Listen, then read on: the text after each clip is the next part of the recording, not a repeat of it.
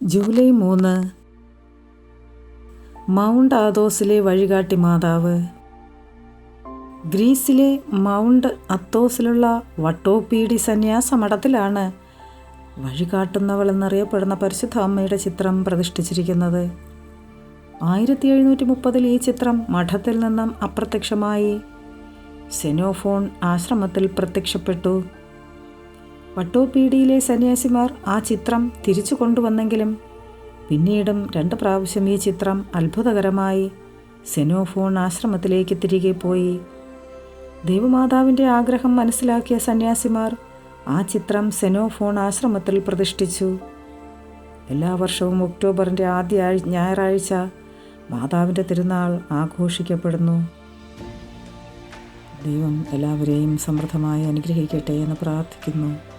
Ave Maria.